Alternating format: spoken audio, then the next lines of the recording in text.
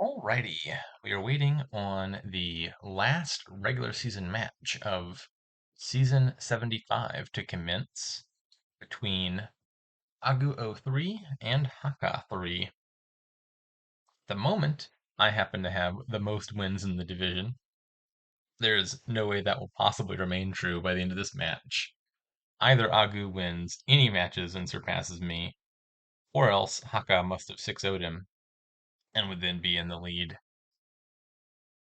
Looking at the forecasts, these are the expected results. This factors in each player's league rating. So not just assuming each match is a coin flip, so it'll bias a little bit in Agu's favor based on the level. There is a 0.4% chance Agu ends up in third. I think that's only if he gets 6-0'd. If he gets, yeah, 5.5 to 0.5 result for Haka result in us two being tied, and he would win that tiebreak by one game because he beat me by 3.5 to 2.5. So he has to get 6-0'd, otherwise he makes it. And then I think the only outcomes where I don't make it are that 5.5 to 0.5 result, or else a 5-1 in Haka's favor. And that would put Aku at 23, Haka at 23, and me at 22.5. Um, Anything else means Agu will be in the lead and I'll be second, and then we'll be playing. So I guess the best outcome from my perspective would be like a 4-2 Haka's favor, something that keeps me in second, but leaves Agu with as few wins as possible. Because in the championship match, your regular season win loss record is factored in. So like if Agu 6-0's Haka, for example, and has 28 wins, then I wouldn't just need to beat him in the championship. I need to like 6-0 him in the championship to catch up. Because your championship match results are added to the regular season results for the final score. Haka running a little bit behind. Any minute now. And yeah, there's no way for anyone in the top three to fall out of the top three, even if either of them got 6-0'd. There's just such a big gap this season between third and fourth that like a 6-0 result against Haka would still put him half a point above Team Inco. Haka has arrived.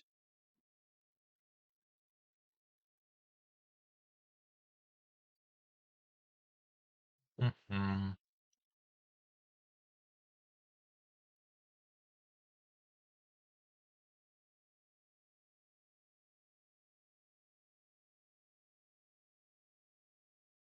We got our first kingdom. What's happening here?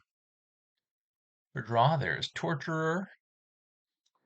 In the Odysseys pile, there's Distant Shore. Mostly Torturer. Villages. Village. Ironmonger is mostly a village. I think that's it. Delay can convert plus buy into extra villages. Plus buy is non-existent in this kingdom. For trashing, there's Sentinel, Temple, Sailor, plenty of trashing. Black Market exists, and it seems like the main resource you're probably looking for out of the Black Market is going to be plus buy later in the game. Obviously, other stuff could be helpful as well. How do they end up opening? Yeah, Sentinel makes a lot of sense. Agu opts for Sailor, Haka opts for Ironmonger. Both of those strike me as eminently reasonable. I think I marginally prefer the Ironmonger in this scenario. Sailor is doing nothing for you the turn that you play it, and then it's gonna be 2 money the next turn.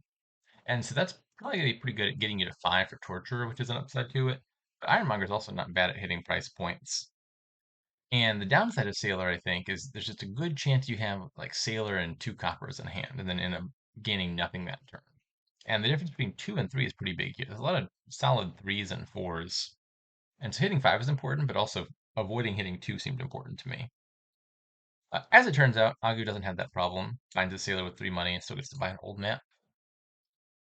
And got a second sailor, turn 3. Haka, I'd say Agu shuffles a little bit better. Sentinel and Sailor are both cards you'd much rather see turn 3 than turn 4. And Agu didn't find a Sailor turn 3, but did find the Sentinel, whereas Hakha doesn't find a Sentinel until turn 4. The downside of this is you trigger a shuffle, and then you're not seeing your Sentinel until after you've reshuffled your deck again. Whereas if you play it turn 3, you're cleaning out your shuffle, and then you're going to draw back around to that Sentinel sooner.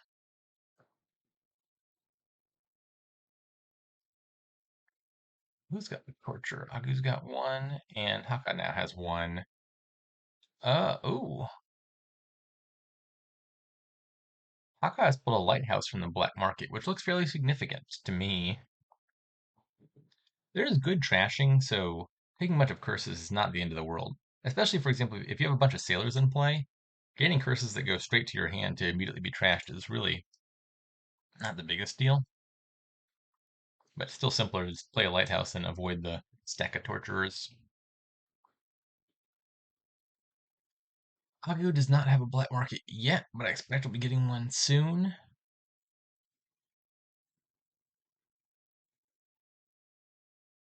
If you removed black market from this kingdom, I think the only gains would be sunken treasure. And then in that kingdom, Cardinal would be super significant because the rate at which you could gain actions would be a lot lower than the rate at which you could exile actions from your opponent's deck. And so I think the win condition would likely end up looking like play a bunch of Cardinals, exile all your opponent's stuff. With a black market, I expect you still find plus buy and gainers and stuff, and that solves that problem. But then Cardinal still looks good, I think, for a different reason, which is Cardinal doesn't trash stuff, it just sends it to your exile mat. So if you exile a Torture, for example, the way that the opponent would get the Torturer back is just by getting a new copy of Torture, and then once they do that, they can discard the old copy from exile and get it back into their deck. There's only one copy of each card in the black market. There's 60 different cards. So if you exile a black market card, it's impossible to get back. And so Cardinal looks like it does more damage. Cardinal's not an easy card to add. Like Torturer's draw, so it's a card you want anyway. Whereas Terminal plus 2 coins isn't very good, so it's probably not going to show up early. But I think late in the game, playing a bunch of Cardinals could look pretty annoying. Ooh, Agu pulled a Voyage and got it with a Sailor in play, so I got to play it immediately. Voyage is going to be a lot of value here.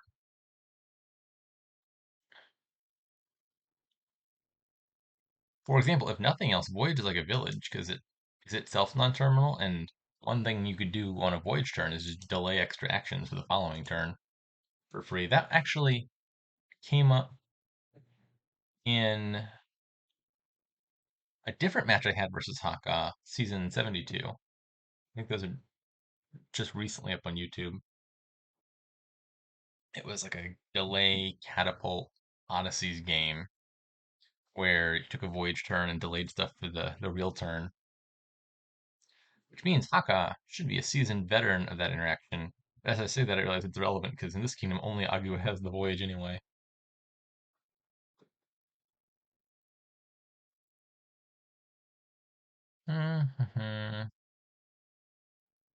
I'm just gonna guess that Agu probably has a bit of a lead on account of that voyage. Seems pretty good to me. Is he also the only one with a sunken treasure? Yes. Yeah, I think Agu is ahead here.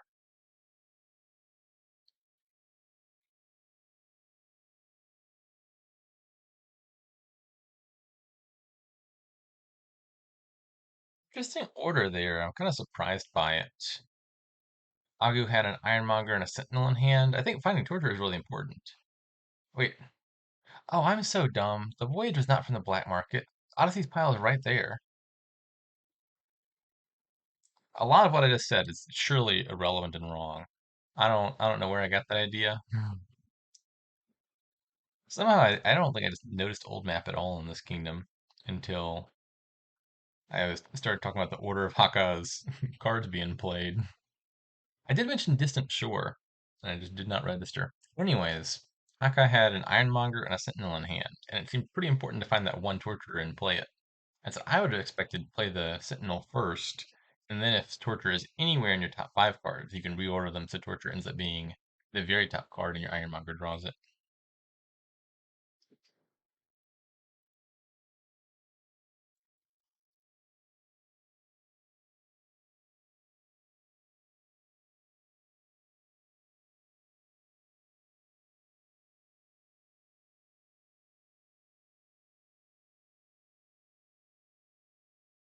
Okay. Hmm.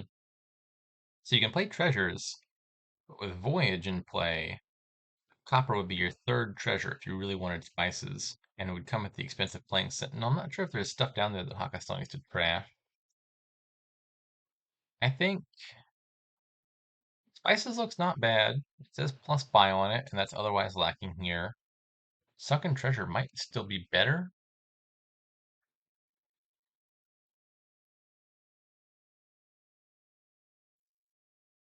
or even just another torture for that matter.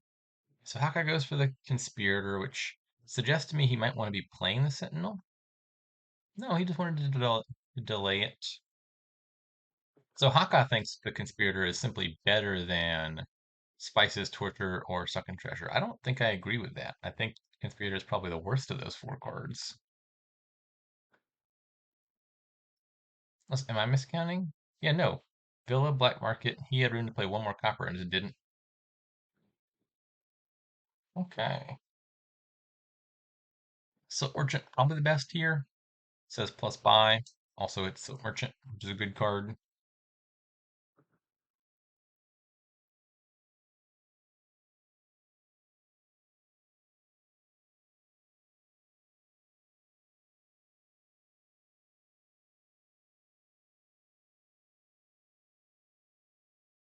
Mm. Take another Black Market makes sense. And then which of these do you delay? Not obvious to me. Agoo decides on the Ironmonger. Sunken Treasure is a great card to draw on your Voyage turn if you can, because you're liable to not have many of your action cards to play. Normally, it stops being able to gain a lot of the good stuff once you've got a copy or two of all the good stuff in your deck, because presumably you're playing all your cards each turn. It's not true on Voyage turns.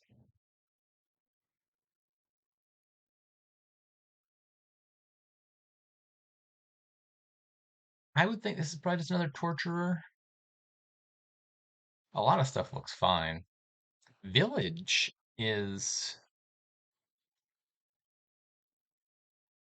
I guess maybe he's over terminaled. Um, okay, yeah, probably his deck does need villages. Looking at this hand, the previous hand had Ironmonger and such in it. Uh, Seeing this hand, maybe Village was the thing that he needed.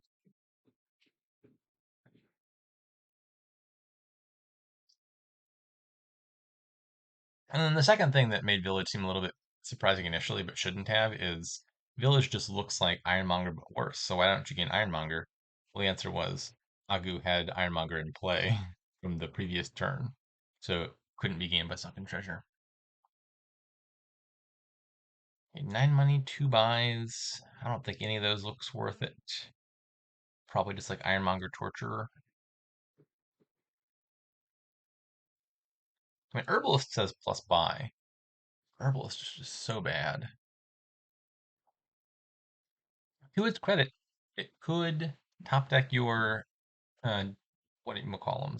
Your Sunken Treasures so that you always see them on the Voyage turn. That'd be nifty. Right, Hakka chooses Violence. Cardinal plus Torturer.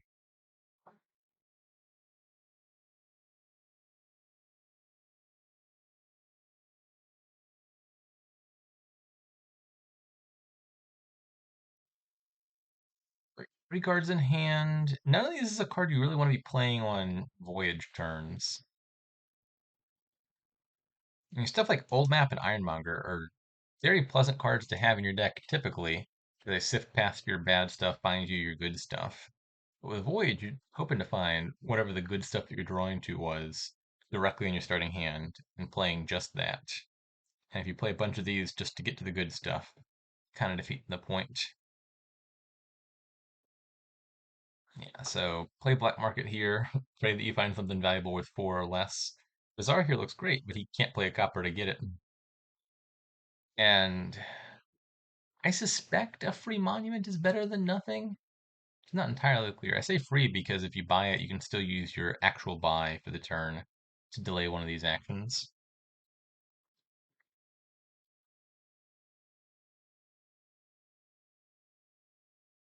Akka says no. Maybe just wants to buy another Ironmonger or a Sailor, maybe with curses coming in. Having sealers in play could stop that, or just a village. Okay. I just mentioned a second ago, Ironmonger's a better village than village. Apparently, Hakha did not get the memo.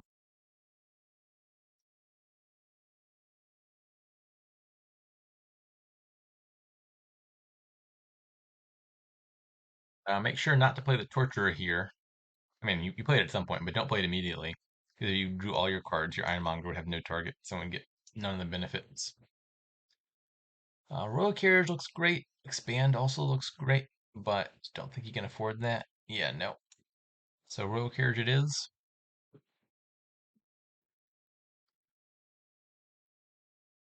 And Agu gains a Cardinal. That's about to do some damage.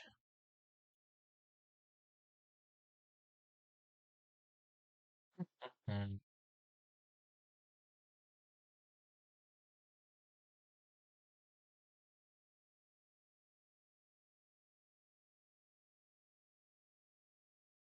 Okay, well that's actually possibly friendly. Getting Haka the Sentinel out of the deck for him.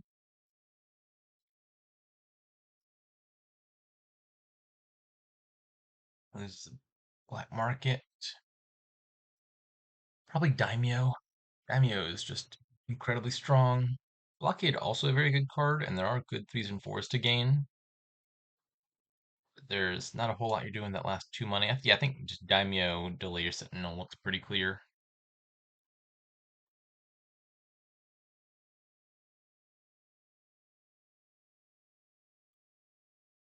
I mean, you could consider Samurai, which is in general much weaker than Daimyo, but would be played immediately from the Sailor in play.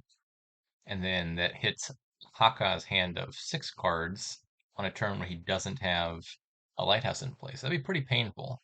But I think on every subsequent turn, 1 coin from Samurai is a lot weaker than Daimyo. Haka does choose block, or not Haka. Aku chooses the blockade, which is surprising. Like blockade is a very strong card, but it is one of those situations where you aren't controlling for the cost because although blockade is cheaper, there's nothing else to buy the last 2 money. And in absolute value, I'm not sure blockade is stronger than a daimyo in the deck. Agu really wanted it. I'm prone to mix up these names. There's 2 syllables ending in a three. Not gonna be the last time.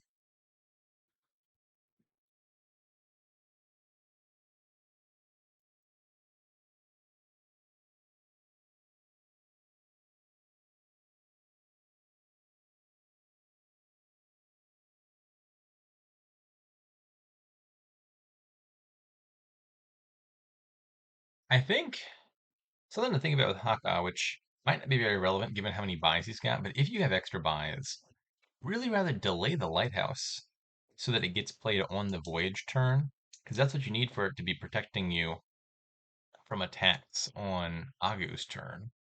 And if you can manage that, then the lighthouse starts to look a lot better. Normally, 1 copy of lighthouse would only protect you from attacks half the time, because the other half of the time it's in your deck and you have to play it. You need a pair of lighthouses to be playing one every turn. But if you can delay it reliably, and then always play it on the voyage turn, and it's always in play going into your opponent's turn, and it comes back out of play, you delay it again, and then one lighthouse is always protecting you at the relevant points in time.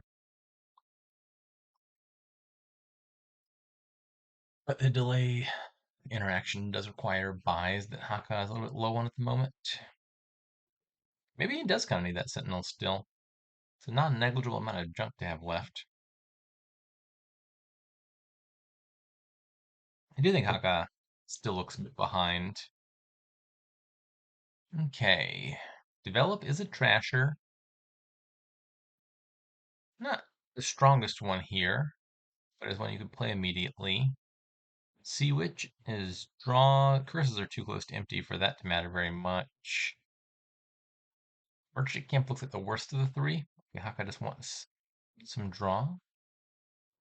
Okay, yeah, here I think play the Cardinal, don't play the Lighthouse. Probably you're buying the black market to get it back, although I wouldn't be too surprised to see, yeah, Sentinel is the other option. I really wants to get rid of those curses, I suppose. He does delay the lighthouse.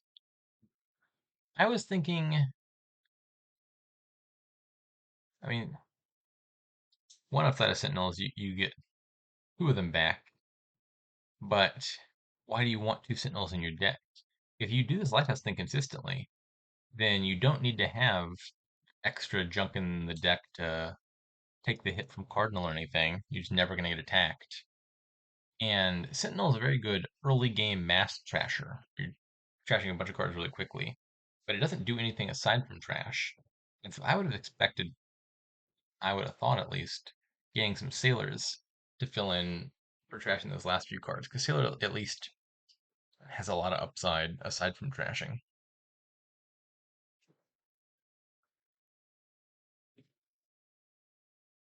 I don't think Hawkeye's out of this yet. I think that Lighthouse is potentially very significant in a kingdom that is very heavy on attacks.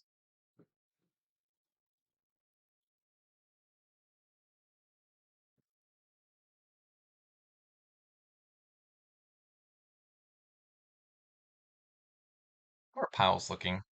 Curses are going to be empty any moment. Ironmonger will surely run out. Market is kind of low. Again, lack of plus buy kind of constrains how much you can realistically do in the piling out front.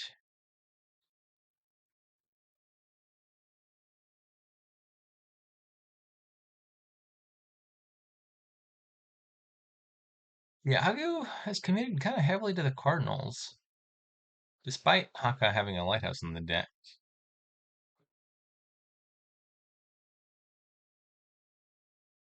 I'm frankly surprised that he played the second one.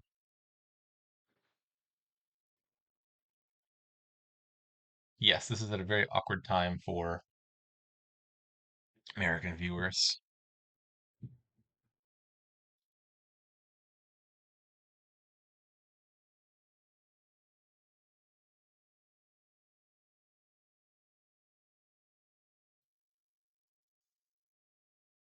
Anyways, what was I just saying? Oh yeah.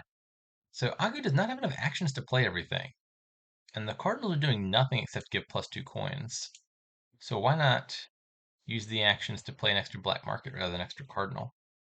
I don't think there's a good reason for that. Maybe he hadn't noticed the lighthouse? Or clicking too quickly? I don't know.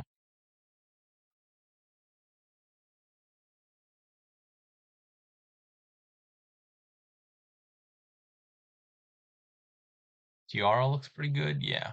It says plus buy on it. Squire would also be worth considering. It says +2 buys on it.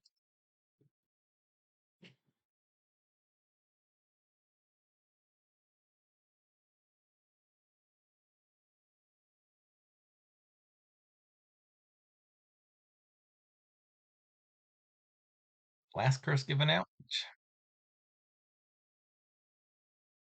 Haka came dangerously close to dudding here. For having two Ironmongers at the starting hand, they both hit curses and gave no benefit at all, because curses none of the three categories. And that left him with almost 2 free villages to play on. He still is low on villages as a result.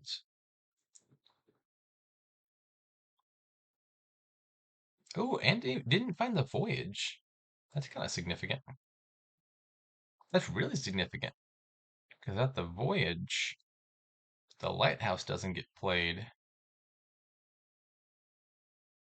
Oh, wait a sec. I think I overstated the case for lighthouse a little bit, didn't I? So, yeah, it's not as good as I was making it out to be. If you're taking 2 turns, one lighthouse can protect you if you always play it on the second turn. But the thing I was wrong about, and I'm just now realizing, is you can't reliably delay it to get it into play on the voyage turn every turn. Because if you played it on the voyage turn, it's going to be in play on your normal turn to give you that one extra money. And it only comes out of play going into the voyage turn. So you wouldn't be able to delay it. So you're really banking then on just drawing it naturally off the top. And if you do that, it's great. If you don't do that, well, then you can still do the delay thing on the following turn. But you're not guaranteed to always be protected. Right. Cardinal hits incoming.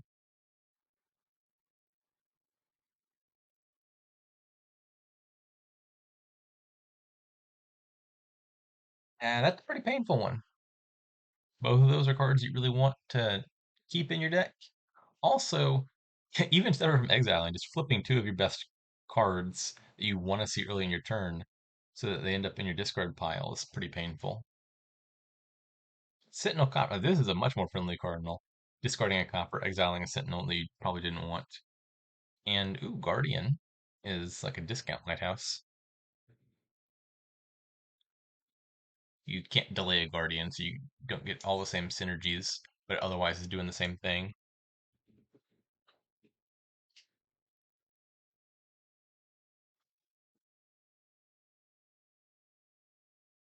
And Agu prefers the dungeon. I don't agree with that. Dungeon's not bad or anything, and is a good thing to have in play, is you want sifting on the voyage turn to find the right cards, but you can't have that sifting come from cards like old map, because then that counts against your number of actions. So playing a dungeon on your main turn just to see more cards on voyage definitely has its upsides. There's some nasty stuff flying around. I mean, I guess to be fair, even if you got the Guardian, it's not easy to get it in play at the right point in time. That hurts. Agu has now lost two Torturers, which I think is that all of his Torturers? One got exiled, one got trashed.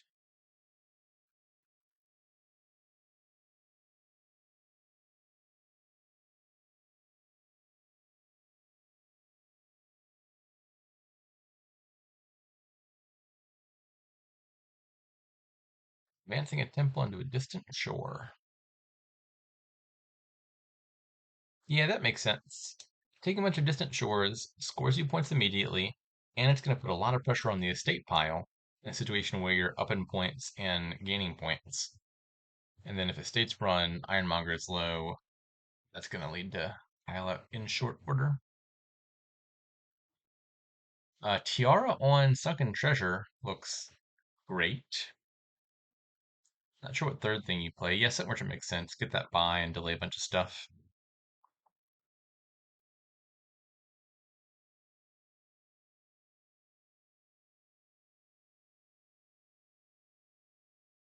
I pretty strongly consider just taking Ironmonger, one or two of them. You're lowering a pile, but in a situation where you have a huge points lead,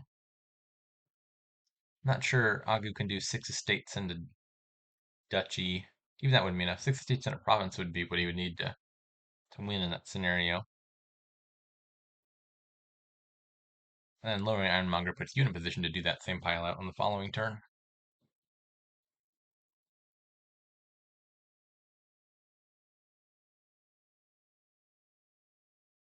Counter room looks great here. I guess he couldn't have afforded it because he didn't have 5 money at the time. Collection, typically a excellent card to find from the black market because it's scoring you tons of points over the course of the game. Maybe a little bit too slow here, given that the game is very close to over. Hakha agrees. Uh, all of those have their merits. Quarry is another card that's excellent to find from the black market because you tend to buy a lot of action cards in these games. But it, once again, might be a little bit late. Bustling Village is a lot of actions. Moat, you're not likely to top deck it, but if you do, blocking attack is very valuable here.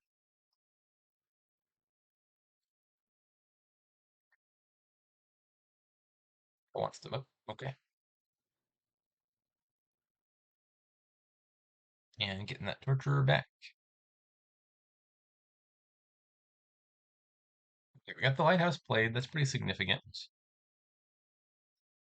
The big problem for Haka right now is he's really in need of points and not going to be scoring right now.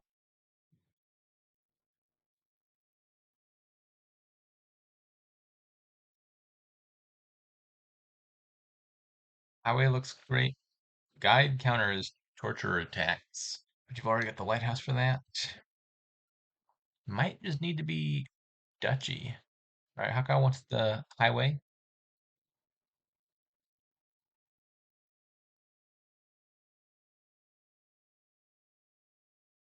I would not be surprised if Agu could win this turn. You Royal Carriage, a Distant Shore. The states will be at 1, Ironmongers will be at 2. Yeah, he, he doesn't want to double the Distant Shore. What does he want to double?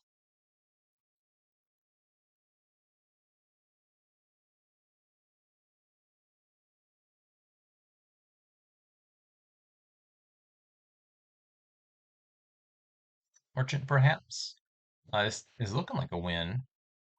You call Carriage on Silk Merchant, and then Tiara Gold costs you 12 money to win. He's got 2, 8. Yeah, that's a win. Even before factoring the voyage turn.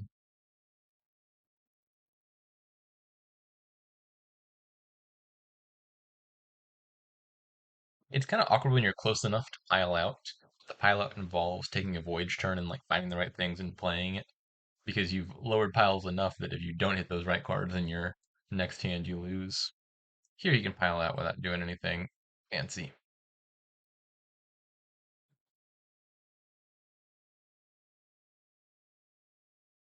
Okay, game one to Agu. We've already avoided the scenario where Agu comes in third. What do we got here? Draw is Wharf. Villages are Possession, Squire, and Native Village. Ooh, only thinning is Native Village. One of my favorite interactions. Poaching Army, that's gross. Here it buffs Giant, which now makes 2 or 6 coins. Plus buy is also a Wharf or Squire. So with Native Village, a thing you can do, which might be worth doing here, is just set stuff aside early and then never pick it up ever again. And then you've de facto gotten it out of your deck. It's not like exiling it. The downside is usually, and this kingdom is no exception, there's no way to line that up reliably. So you're just exiling whatever's on the top. So you got to do it early when the quality of your deck is otherwise very bad. So you're hitting all the bad cards. Because if you exile or if you set aside with Native Village any good cards, like let's say you hit an estate, 2 coppers, and then you hit a wharf.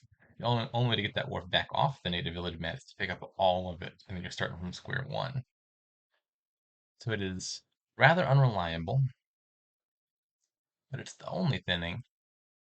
And the other thing you really need to make it work is you don't want Native Village to be your main village if you're doing that, because you'll find yourself in situations where you just need to play the Native Village for actions, and then either set aside a random thing, which is bad, or pick up all the stuff and then negate the purpose. But here you've got Squire as a backup.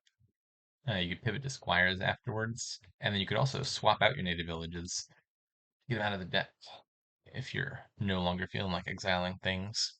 How did they open? Silver Smugglers versus Native Village Smugglers. Well, I gotta root for Agu here, just on account of the more adventurous opening.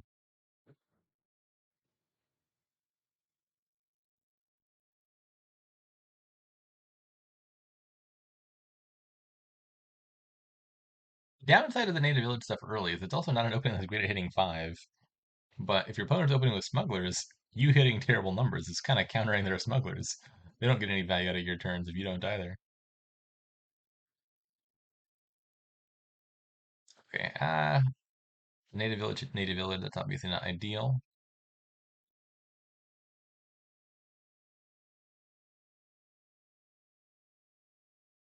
It's also not a great draw. Procession here, maybe? Smugglers look like a pretty good target for processing into more smugglers, or sorry, into more processions.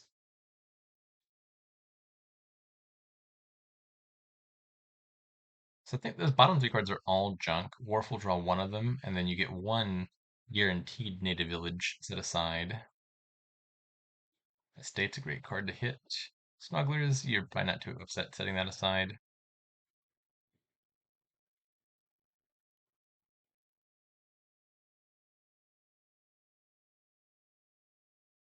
And another native village. Okay, that surprises me.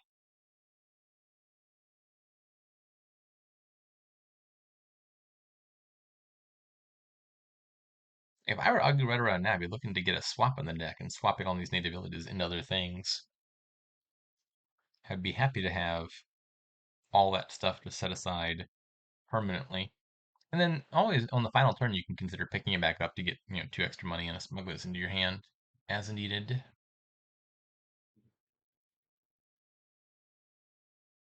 Yeah, proc the smugglers, get a procession, or native villain.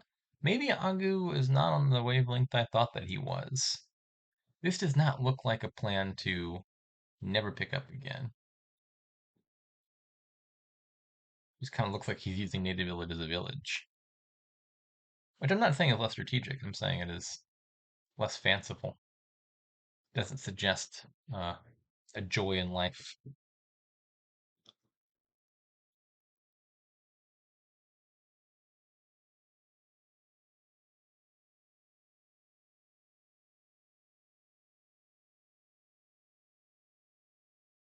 Sure enough, he did end up picking up all his stuff.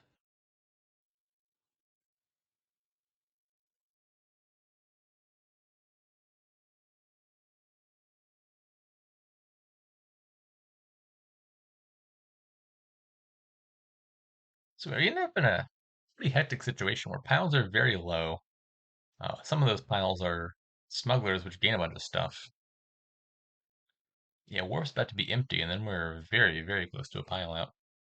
What a great starting hand for Agu.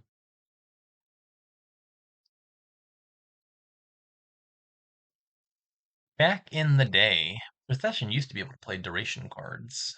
That is no longer the case. Otherwise, Wharf would have looked like a great target for processing there.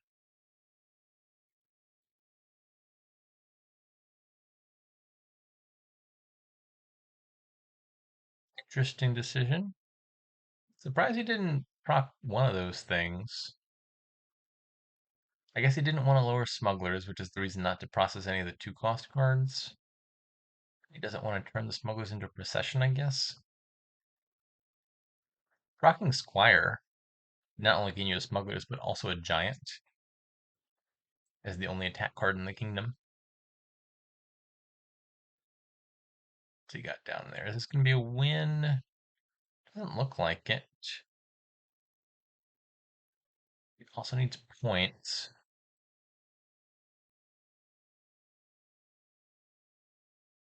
So you could proc the smugglers, gain 2 estates. That'll give you the points lead. It's going to gain you a procession, but that's not helping enough.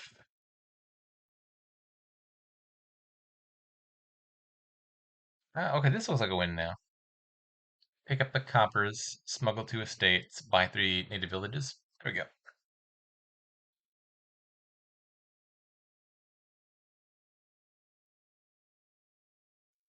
2-0 for Agu, and a much faster one than the black market game a second ago. Game 3.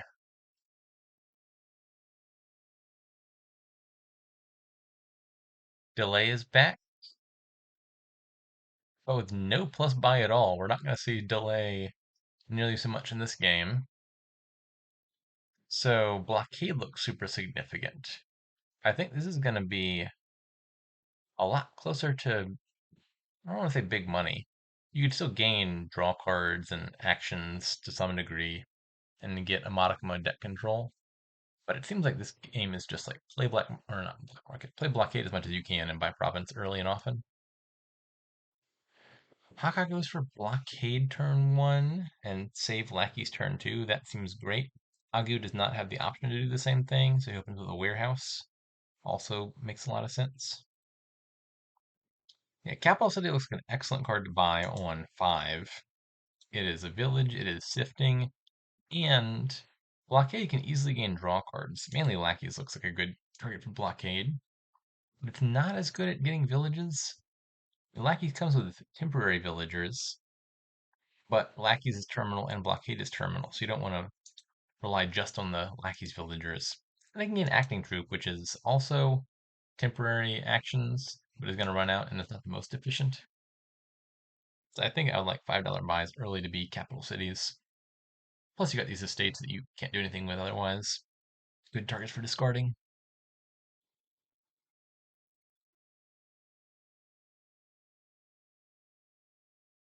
Pitch, blockade, set aside estate. I think I'd just buy another capital city. I set aside another blockade.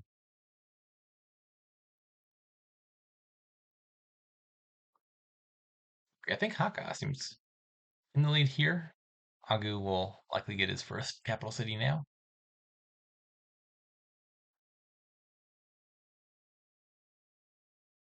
Unclear whether playing the lackeys is worth it. The upside of doing that is you get to save something. The downside is you triggered a small but undesirable shuffle with a few bad things on top. There's a warehouse down there, so I think it's fine.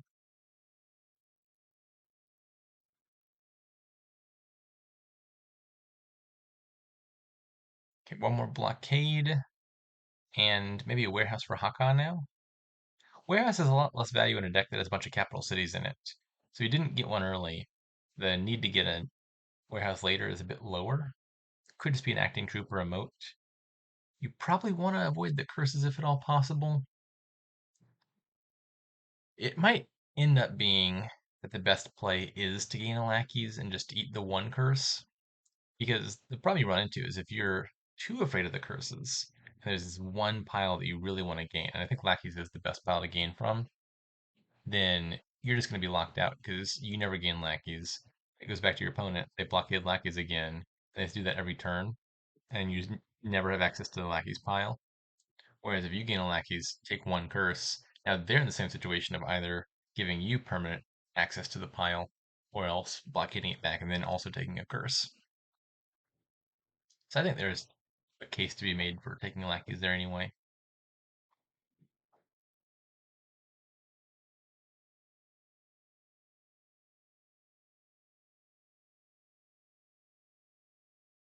Okay. Probably lackeys again and then another capital city.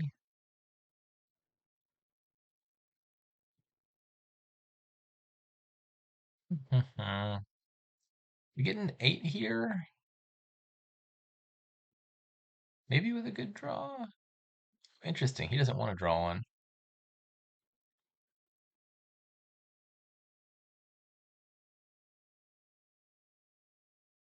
I was surprised by that. There's another capital city down there, I believe, and another blockade, both of which are cards you very much want to find.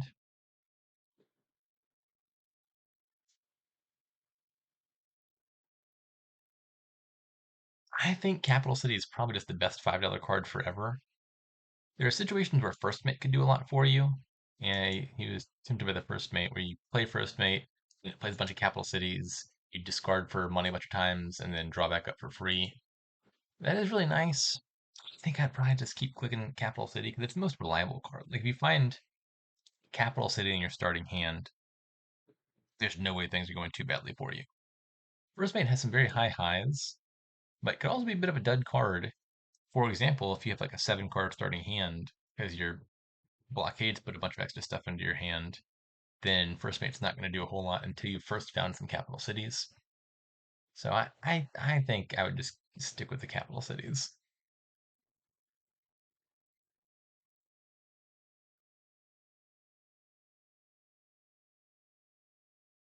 I don't love that order. So Hawkeye had 2 capital cities in hand and pitched a copper and an estate with the first one, which I think seems like a minor mistake. I think you'd rather pitch 2 coppers. Reason being is you're about to shuffle the deck, so that copper and an estate right back into the shuffle before getting shuffled. I think the better way to do that, you pitch 2 coppers, then you're shuffling 2 coppers back in. You leave an estate in hand, then pitch the estate with the second capital city, and then now the estate ends up in the discard for longer.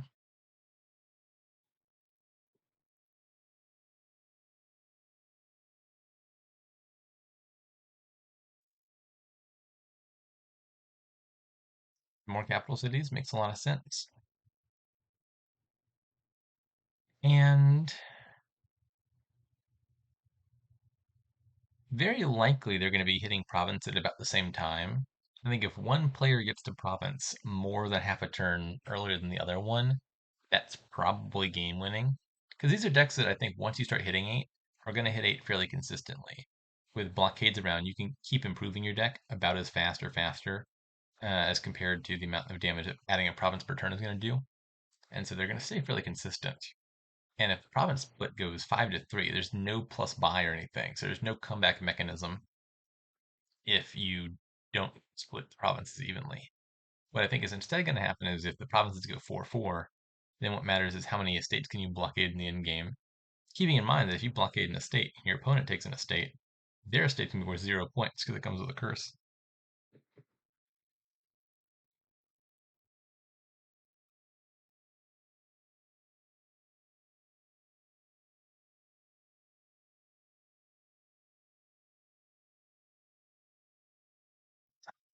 One more moat. Oh, this could be bad. We'll see if Aku can hit 8 again.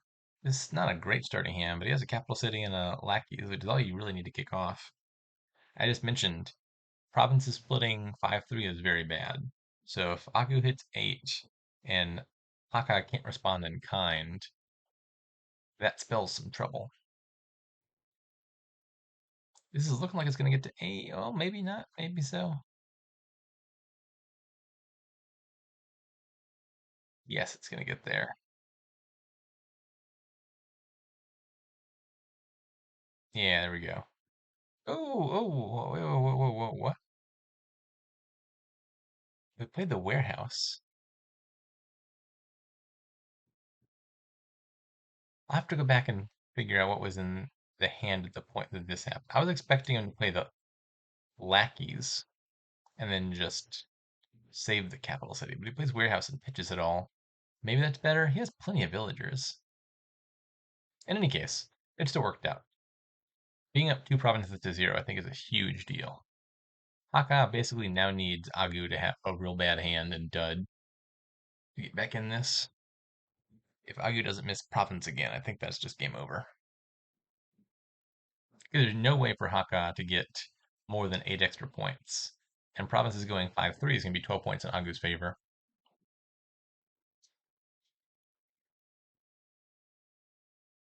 Oh, oh, this is fine. I saw Hakka with an almost empty hand of 6 money. He's about to draw a bunch more cards.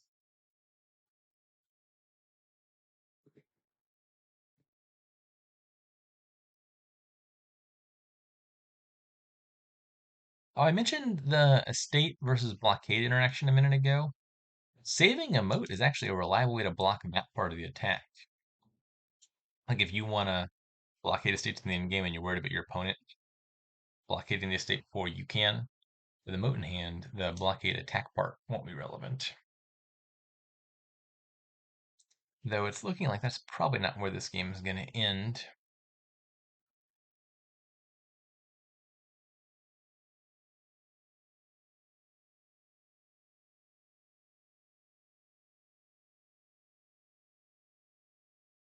Yeah, this isn't looking like a dud.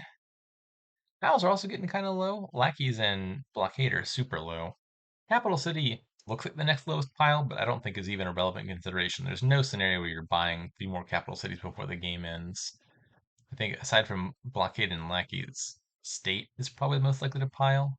Potentially also or active troop stuff that you can gain with blockade while spending your buys on provinces.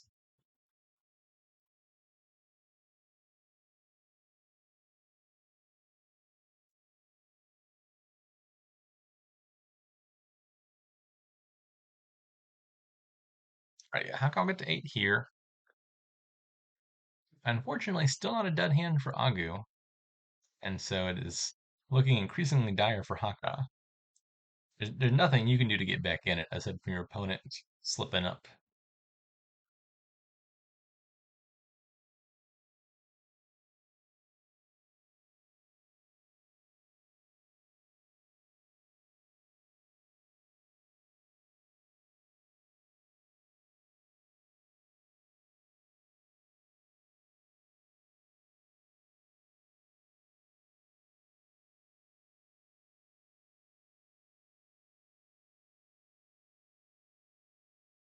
I guess one more warehouse, given how many estates he's about to have in his hand. I say one more warehouse. I mean, one more than 0, because Hakka doesn't have one yet. Could also just be the last lackeys.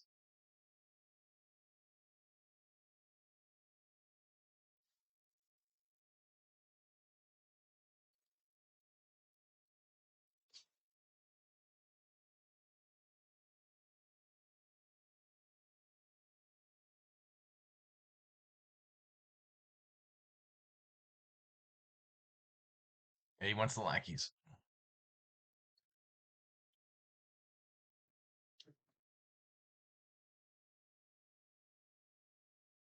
I mean, it looks like Hawkeye's getting close on estates, but the math's not going to work out the way that he needs it to.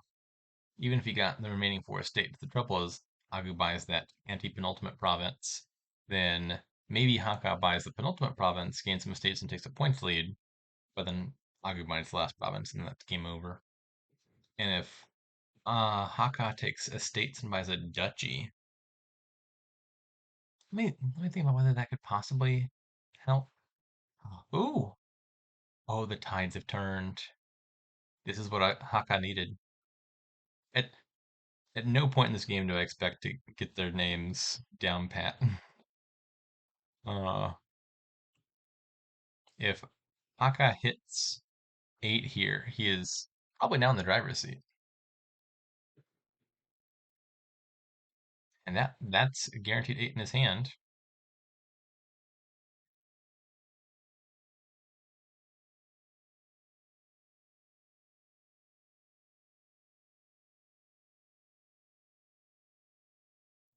Now what do you do about the estates?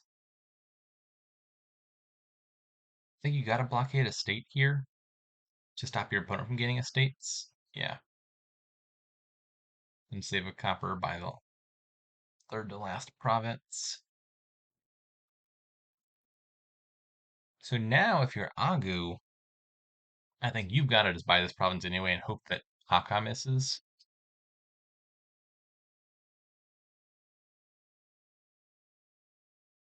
I'm trying to think about scenarios where gaining duchy makes sense.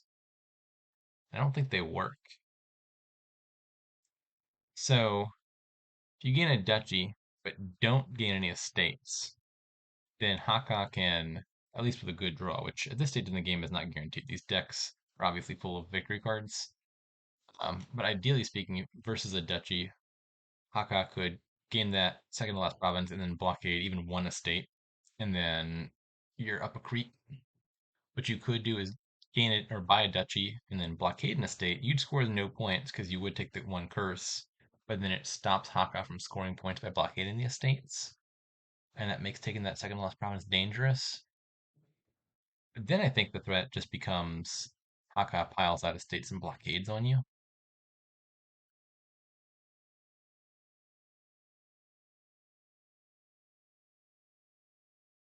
So I think the conclusion is just buy the second to last province and pray Hakka can't hit 8. He only blockaded one thing last turn, which A means his hand size is smaller than usual, plus it's an estate, so that's not helping. And B means there's a lot of blockades in his deck that aren't in play already, and each of those blockades is a bit of a useless card for the current turn. Not useless, useless. Even if Hakka doesn't hit 8, one backup scenario that would be a province here would be blockading 3 estates plus a blockade and buying a duchy. That requires drawing a bunch of blockades plus hitting 5.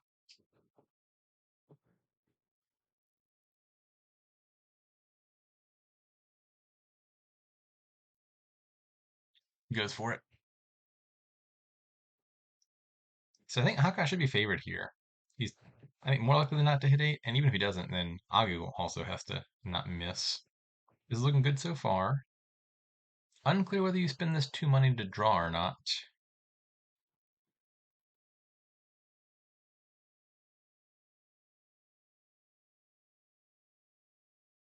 Oh, never mind. That's not 8. And it's both 1 gain and 1 money shy of the estate blockade duchy pile out. Hmm. Maybe the tides are turning back in Agu's favor.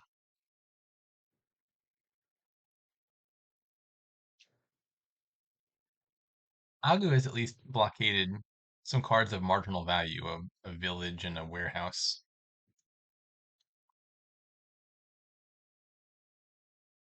I have to think about this estate gain. On the one hand, you might need to gain an estate because even if your opponent doesn't hit province, maybe they take enough estates and then buy a duchy to put you out of range of provincing, and then that's a danger. Of course, the reverse is if you gain an estate, you're helping your opponent pile estates. I assume Hakka thought about it more than I did and concluded that the risk is lower gaining an estate than not.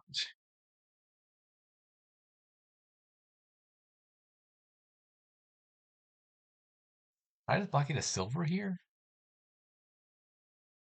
Moat is draw, but it's also a terminal, and you're getting a little bit low on villages.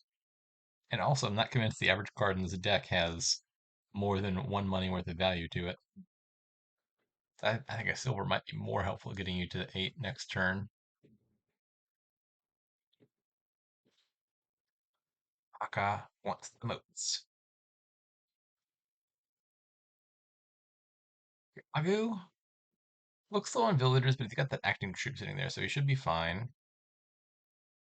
I hate that order. Oh, that's terrible. Why did you do that? It looks like it'll probably still work out.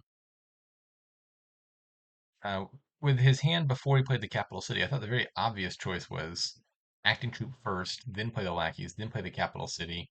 He went for the line that seems to conserve long-term number of villagers, which is just obviously not the relevant consideration there. And the upside of doing it the other way around is waiting till you draw into the victory cards, then playing the capital city so it can discard the worst cards from your hand. But he gets there anyway. Is that 3-1 for Agoo now? I've honestly lost track. I think it's 3-1 Agoo's favor. So game 5, probably. Unsure. We got Apprentice and Trail, which is a pretty strong interaction. Also Enlarge and Trail, which is a strong interaction. The Trail looks pretty good. In fact, I think Apprentice on Trail is the only draw here, isn't it? I guess Apprentice on anything of value is draw, but Apprentice Trail is the sustainable draw because you play the trail and then it goes back into your deck and you don't lose it permanently. Plenty of villages, Coin of the Realm, Harbor Village. Trail itself is a village. Not if you play it normally, but if you're playing it for free, like playing Apprentice that costs 1 action, you trash a trail, plays itself for free via the reaction, and then now you're 1 action relative to where you started. Sailor is a village of sorts. You can play your enlarges for free, or other sailors. Plus buy is herbalist or bauble. Enlarge is also gains. We got Apprentice and Sailor for trashing. Okay. How'd they open? Agu says silver and City Gate. Interesting. Hakha has the 5-2 and goes for enlarge and nothing. No, enlarge and bauble. Hmm. Oh, did they shuffle? Let me go back and look. I hadn't factored in the desert guides yet. Agu buys a silver, shuffles immediately, and then buys City Gate. Is that guaranteed to hit 5? It did hit 5. It's one of the ones where I assume he mapped it out and saw that the thing that he did was very likely to hit 5, and hitting 5 for early and large does look valuable. The other option would just be on the 3-4 or 4-3 opening with the Sailor for immediate trashing, which also looks pretty solid. And then Hakha, yeah, turn 1 enlarge, pitch all that. Oh, that's pretty funny. I didn't even notice this initially, but Hakha had a 2 copper hand, obviously pitched that, and then from a clean shuffle, just drew 2 coppers and 3 estates again, which still does accomplish something. If you hadn't done this, you would buy the bauble and then have a clean shuffle of all 12 of your cards. If you do this immediately, even if you drew these cards off the top, you've already shuffled your deck, and so you know the enlarge is coming up turn 3, or most likely turn 3. It could bottom deck.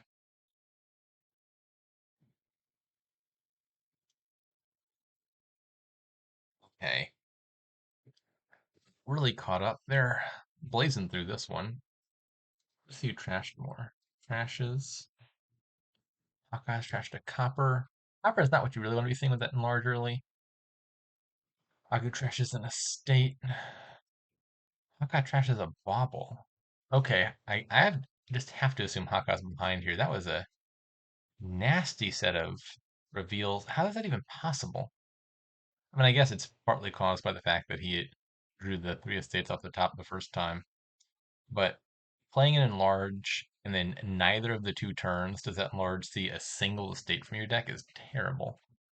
Uh, Part of what makes enlarge a very good opener is you're cleaning out estates very fast, and in this game you can turn them into trails, which looks really good.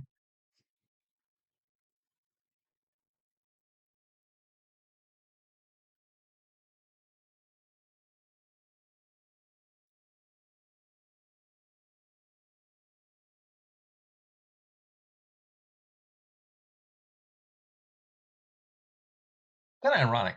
Hakha ostensibly had the better opening split. 5-2 for sure looks like the ideal opener here. You can open with a great starting card and then pitch your second hand, and it just somehow managed to go totally sideways very fast. Oh, and that turn two reshuffle. And then these turn three and turn four draws were horrific. And now I just have to assume Hakka is solidly behind now.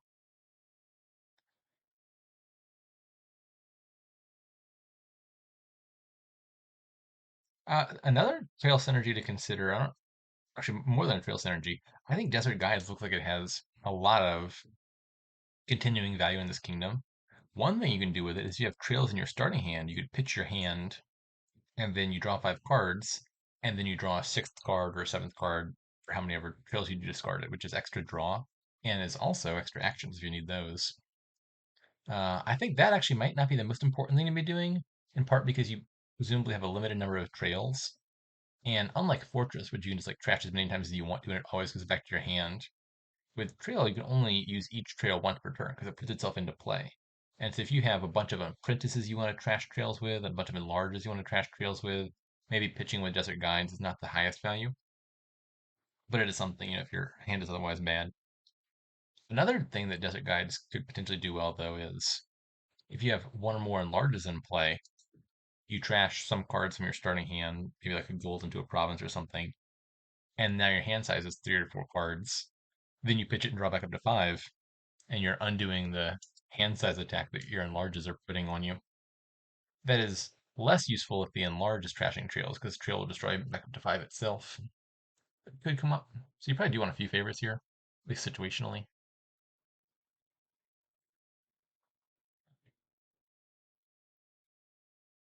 Okay, Agu has gone for a very early province on turn 8. That's interesting. So on the one hand, I probably went to province quite that early. Enclave looks good. Exile a duchy, gain a gold. Gold's a good target for the enlarges. I assume the logic is in part just that enlarge is very good at milling provinces. You just like trash province into province and in the game really fast is a reason in favor of scoring on the earlier side. Some very early scoring though. Turn 8.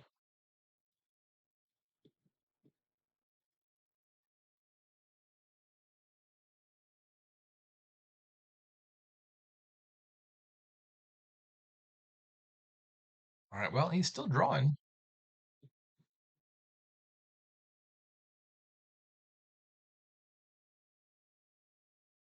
Okay.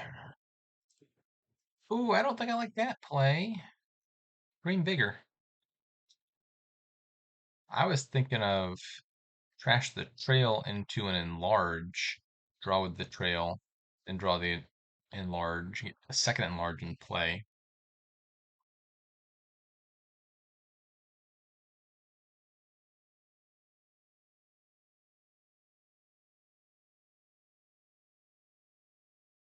And this line does get him a favor. I was just extolling the virtues of extra favors.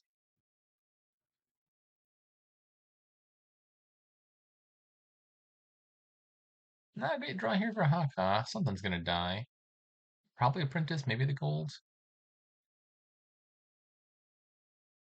Actually, maybe gold's, yeah. It draws you more. You can get gold back easily with remodel.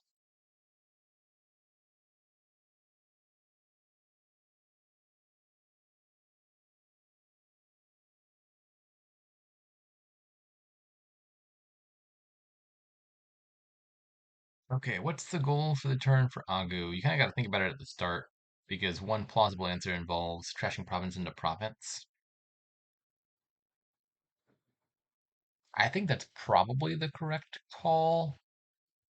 Trash a province into a province and then shoot for double province, buying a province and turning a gold into a province. I'm making assumptions about how much money is left in Agu's deck that could be wrong, though.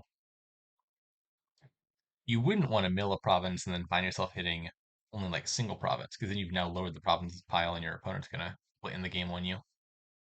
But I think this is the sort of kingdom where, kind of like governor games, it is not substantially easier to get duchies than to get provinces. It's a little easier, and you can enlarge trails into duchies, but not into provinces. But provinces are not hard to come by here, and so that makes it hard to catch up from behind. And often the number of gains is the more limiting factor than the number of than the amount of money it costs. When oh, that's not a great draw. When you're using enlarge to gain your provinces, and so in a kingdom like that, taking a bunch of provinces, leaving one province left, puts you in a good position because then your opponent has to get duchies to even it out, and duchies are just harder to get. Uh, what did he end up doing? Okay, so now Agu decides he wants a second enlarge, which I think is it's definitely the safer play in terms of trying to minimize the chance your opponent passes out in the following turn. So if Hakha trashes a province here, is it possible to hit four provinces? He doesn't seem to think so. But should he think so? Does he have... No, he only has two enlarges. Agu just added two more enlarges. He is zoomed in like an elderly man. I was thinking if Hakka had three enlarges, then popping a province and then trashing province into province and buying a province looked like a win. With two enlarges, I doubt it's there. Enclave might be worth considering now. Scores points, adds a gold, doesn't lower the province pile.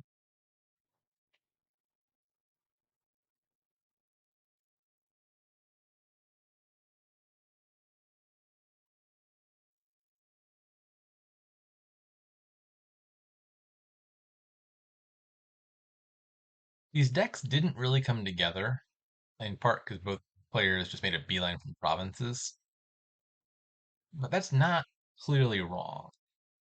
Enlarge is the type of card that does put a lot of pressure on the province pile. So I can't rule out the possibility that these slightly less than fully complete engines are correct.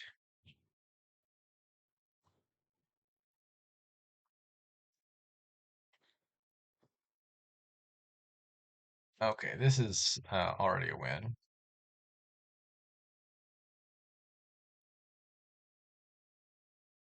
Is that 4-1 now for Agu? 5-1? I have no idea. Some number of wins for Agu.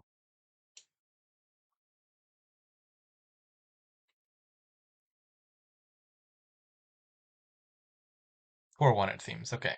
Final game. What do we got going on here? Not the strongest kingdom ever. Got Captain, but the cheap stuff doesn't look amazing. Got Overlord, but even the expensive stuff doesn't look amazing. So the command cards have some shoddy troops to order around. Maybe figuring a crystal ball to like play with all the treasures in the kingdom. Just draw in the buy phase, you'd trash a bit, stockpile fits in that deck just fine. You could play with a fishmonger, which will never be in the wrong spot. That's kind of where my head is at. It's just like one fishmonger and then all the treasures. I think. Like you could, if you let your opponent have uncontested access to a lurker, lurkers can gain overlords and gain captains really easily, but the upside of that is just a lot lower here than usual. I'm trying to figure out if I don't think there's a way to work the captains or anything into the crystal ball deck. There's not a reliable way to line them up so that the crystal ball hits them. I don't think so. Probably just skip the actions. Let's see what the players said. Okay, Haka has the 2-5 again, which does look like the better split to me. Goes for Fishmonger Crystal Ball, and Agu goes for Fishmonger Stockpile, which I do think looks like the best opening on the 3-4.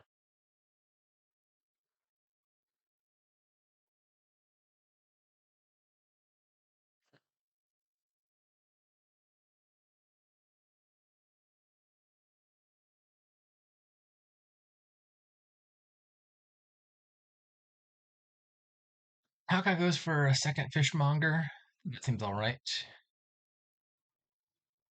There's definitely such a thing as too many Fishmongers here, but two is not that number. They're deliberating whether three might be the number. I don't know. Probably three is too many, I think.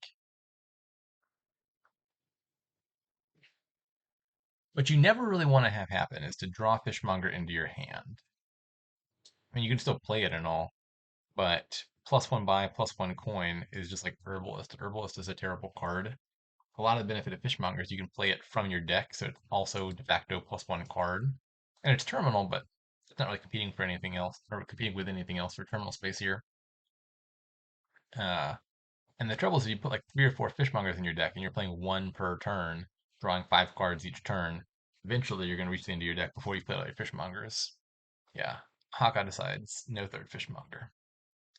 And your deck is getting thicker as you add cards, but also the Crystal Ball is thinning stuff, and if you add figurines later, you're going to be drawing through your deck. And so I think it's reasonable to expect that it might take you 2 turns to get through your deck, and then 2 Fishmongers is all right. 3 is really pushing it. So I think Haka's up 2-0 on trashing, if I'm not mistaken. Oh, he played a copper instead of trashing it. So you could hit 8 for stockpile Crystal Ball. I guess that's all right. Um, no, it was 1-1. Now it's up 2-1 on trashing. This Haka didn't trash that last copper. The thing you really, really want to trash, as usual, is the estates. Copper is at least worth something, but there is not a good way to make sure your crystal ball hits the estates. You're just spinning the roulette wheel.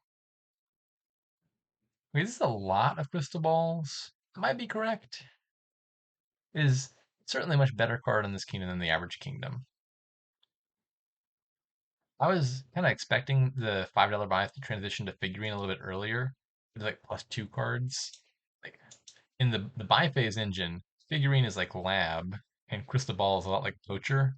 +1 coin, and it plays the top card. And obviously, over the long term, lab is better. In the short term, crystal ball is trashing, and more crystal balls or checking more cards to trash. So I could see sticking with crystal balls longer, especially if you didn't hit your estates early, which neither player has. I think if you manage to hit a bunch of your estates earlier, maybe you take figurines sooner.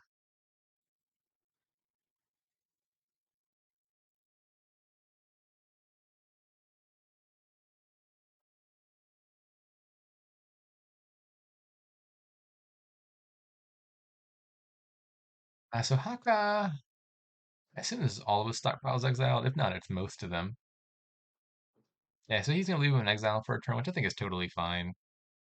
The numbers worked out kind of awkwardly, where if you bought stockpile plus anything else, you're not getting a whole lot. You're basically buying a stockpile for 5, which is it's not terrible, but it's not amazing either.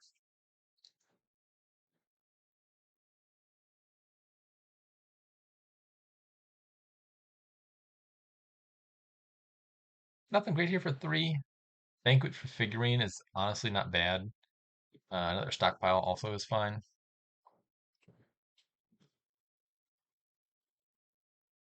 Silver just has to be worse than banquet for figurine. There's no way that's better. So the analogy that I usually use is in the context of laboratory. Imagine you click banquet and you gain a lab. That is equivalent to buying a silver, because a silver adds 1 more card you need to draw, and that card gives you 2 money. Banqueting for a lab, you added 2 cards you need to draw, the coppers, but you added a card that draws 1 card, the lab, so you've increased the amount you need to draw by 1 on net, same as silver, and you've added 2 money, the 2 coppers. And so the total value to your deck of Banquet for Laboratory is equivalent to what you would get if you added a silver to your deck. But in a deck that, for example, has crystal balls, I would rather add a figurine or 2 coppers because you can potentially trash the coppers later, and now you're left with just the laboratory, which is upside. So it's never worse and potentially better.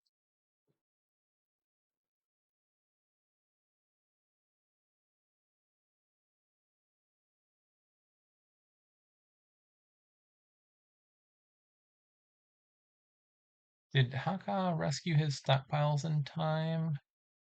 No. He let the stockpile sit 1 more turn, and then I just bought them all out, which is probably the correct play from Agu, denying your opponent stockpile access. But it's probably not game winning. Like you did have to go through a lot of work buying stockpiles one by one. And if you bought like 3 stockpiles, each of which you're only going to play one time. It's like buying spoils for three. It's not amazing. You're doing that mostly to deny your opponent access to like nine money. Uh, it's not a huge swing in the game.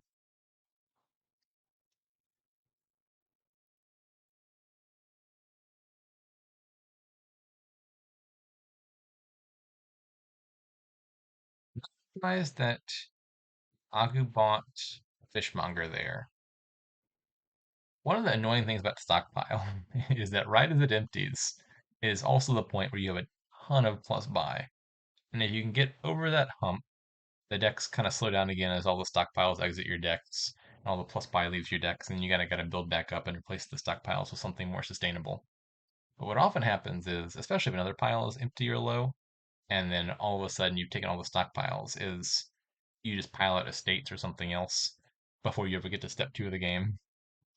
And I see Agu lowering fishmongers, and I think he's probably shooting for draw a bunch of stockpiles, do the fishmongers buy an estate.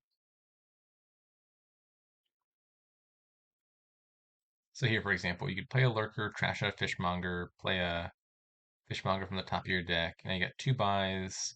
Fishmonger's at four. I don't think it's possible for Agu to win this turn, as the most his crystal balls can draw him, I believe, is two stockpiles. Does he have a figurine? No, both of the figurines are in Hakha's deck.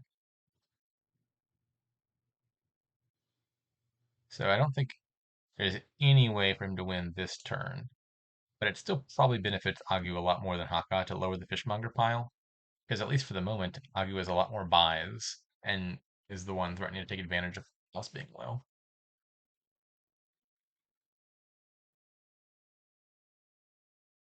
Hakha buys a Haven, which might be right. Obviously, Haven is often going to be a dead card in a deck with crystal balls and figurines. Uh, but you can also discard it for plus buy, and Hakka's deck might need the plus buy factor a little bit more.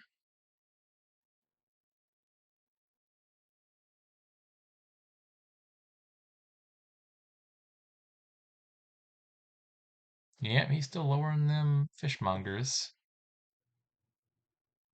Why does Hakka have a lurker? Oh, I mean, that's cute. He trashed a nomads for money, turning the lurker into de facto a silver. I guess that's fine.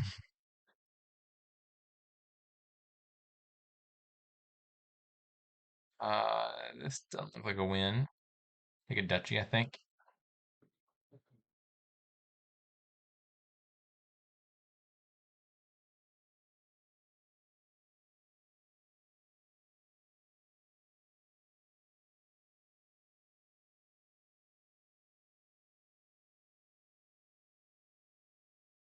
Yeah. If you had enough money, you'd have to watch out for continue as a source of extra buys. You buy continue, you play a fishmonger, you go back to your action phase. You got one buy from continue, one buy from the fishmonger you just played, and that's drastically extended the number of buys that you've got. The downside is it means you're buying a fishmonger for eight instead of two.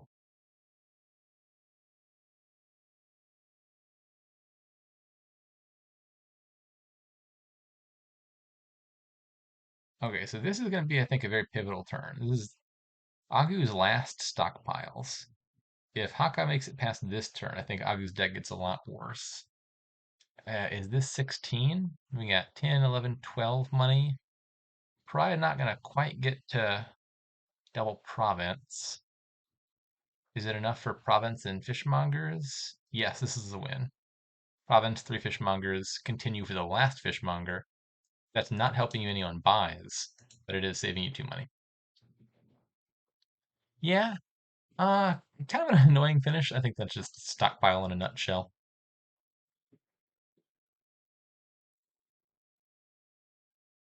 Okay, if I miscounted, I thought that was game six. I have no earthly conception at this point. I'm guessing it is the thing I thought it was a second ago, which is 4-1.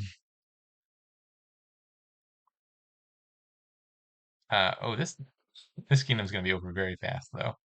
You got Gamble, you got Sook. First person to do those things together wins the game. So the way this works is you can get to the end of your deck. So you've drawn your deck, There's nothing left in the deck of the discard pile, and you've got 7 money. Then you can buy Souk for 5, gamble for 2. You're gonna play the Souk you just bought and make 7 money back, and then you can buy Souk for 5, and then gamble for 2. And just keep doing that over and over until the Souk pile is empty. And then in this kingdom, you can actually do that with Royal Carriage. Actually, you can't quite do that with Royal Carriage. You can't. They're not going to auto pile. But you can add Royal Carriages to play the Souks, which is going to at least extend the longevity of your deck a bit. Anyway, so that empties the Souks. And then if you got a deck full of Souks, all of a sudden, just gambling through your deck every turn is going to make you like 40 money because you just play all the cards in your hand, click gamble. Most of the cards you hit are Souks, which make you 5 money back each time, or net 5 money. And then you buy out provinces over like 2 or 3 turns. So how did they open? Let's go and look. I would definitely bet on Agoo this game. In a short kingdom, player one tends to have an advantage. Silver, broker, and broker silver. Yeah, that makes sense. You want to thin enough that you can get to the end of your deck, and you want to hit numbers, and these cards both do that. Uh, Wondering about trashing one of the expensive things here. I don't know the contents of Agoo's deck, but that could be the correct play. I strongly suspect, for example, that brokering the altar is drawing all the rest of the deck will lead to Agoo winning this turn. Unless Hakha beats him to the punch. Hakha has trashed all of his estates. Does he have a Souk down there? He has an altar down there. Hmm.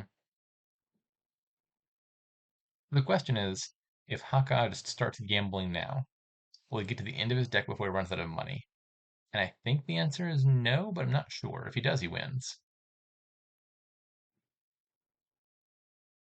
Okay, he seems to think the answer is no, and he's right. Yeah, the broker's gonna make you 0 money back, which is unfortunate.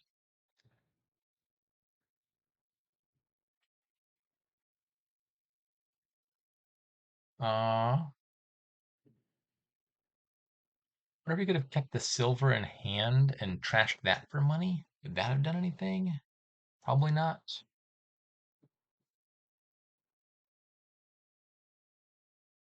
It's like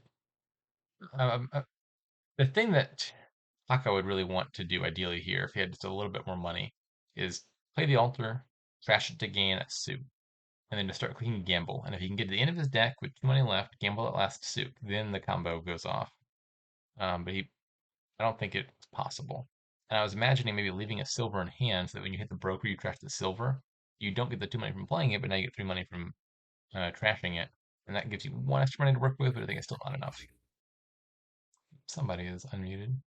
Seems to have fixed itself. Uh, this is funny. I don't even notice the outpost, but sure, this adds insult to injury. Agu, one of the players at Instant 3, does the whole thing and then just takes a whole extra turn here. So, unfortunately, got an altar in your hand, so each of these Souks is going to make 6 instead of 7, but it should be more than enough. Yeah. Haka throws in the towel. Okay, so I guess now it's 5-1. I could check really fast. Um,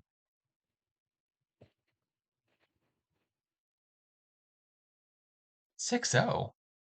I thought Haka won one of these. Did I just hallucinate that? I've been saying it was X and 1 since like game 2. I thought Haka won one of the early ones. I'm looking at the games. I don't know which one I thought Haka won. Okay, 6-0. Well, there were worse outcomes. The outcome we really didn't want was Haka 6-0 and Agu.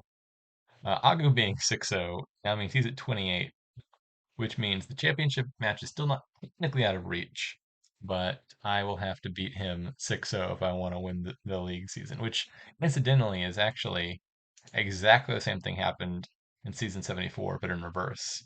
I was up 6. So, I mean, technically, I only had to win 5.5 this season, whereas Agu would have had to win all 6 last season.